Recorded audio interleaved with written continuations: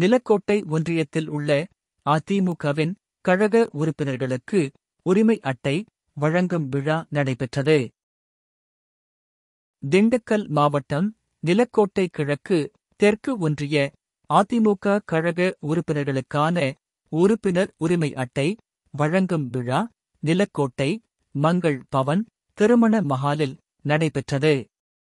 விழாவிற்கு நிலக்கோட்டை கிழக்கு ஒன்றிய செயலாளர் யாகப்பன் தலைமை வகித்தார்.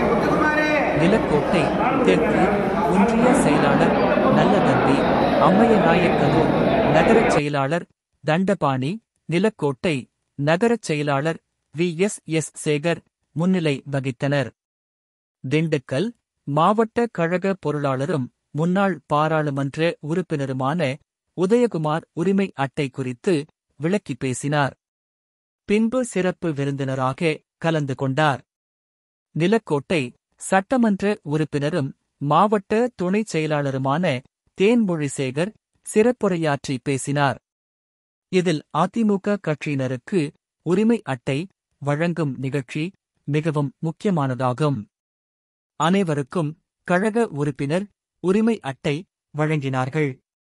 இந்நிகழ்ச்சியில் புதிய டிஜிட்டல் அட்டை வழங்கப்படுவதாகவும், இந்த உறுப்பினர் அட்டை குறித்து எந்த சந்தேகம் இருந்தாலும் தலைமை கழக இணையதளத்தில் சரி பார்த்துக் கொள்ளலாம் என்றும், மேலும் கடுமையான எதிர்ப்புகள், கடுமையான பிரச்சினைகள் இருந்தாலும் அனைத்து கழக உறுப்பினர்களுக்கும் உறுப்பினர் அட்டை உரிமை அட்டையாக வழங்கப்படுகிறது.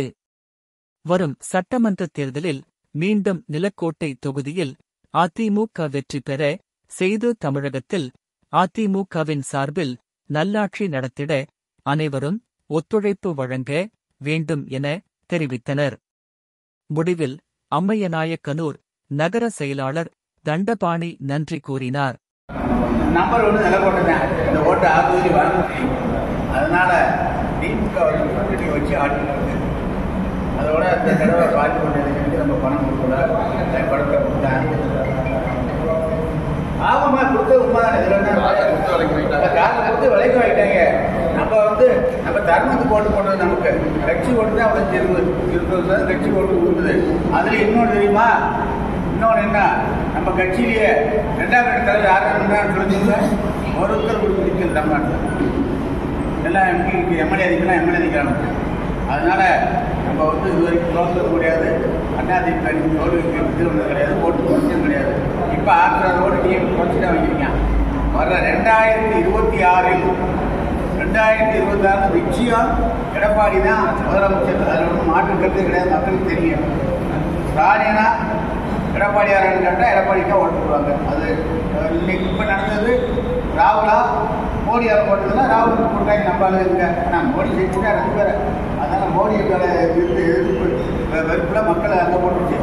அதனால் நீங்கள்லாம் ஒற்றுமையாக இருந்து நம்ம கட்சி என்னைக்கு போல இது பண்ணணும்னா நிச்சயம் இந்தியா சொல்லணும்னா கட்சியும் தலைவருக்காக அம்மாவுக்காக ஓட்டு போட மக்கள் ரெடியாக இருக்காங்க.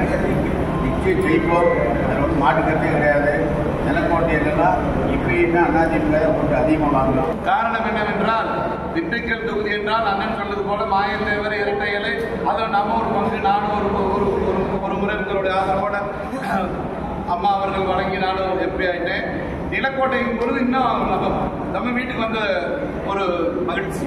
அந்த அளவிற்கு நமது நிலக்கோட்டை அங்கே பெருமை சென்றதற்கு காரணம் என்னவென்றால், உறுதியாக வெற்றி அடையக்கூடிய தொகுதிகளை முதலில் அறிவியுங்கள் என்று எடுத்ததில் அதிக வெற்றி பெற்ற அதிக வெற்றி மட்டுமல்ல, எவரையுமே வெற்றி பெற விடவே இல்லாத இந்த தொகுதி என்று சொல்லக்கூடிய அளவிற்கு 1971 பிறகு 67, 71 எல்லாம் அதிமுக உருவாவதற்கு முன்புதான் உதயசூரியன் இங்கே உதித்திருக்கின்றது.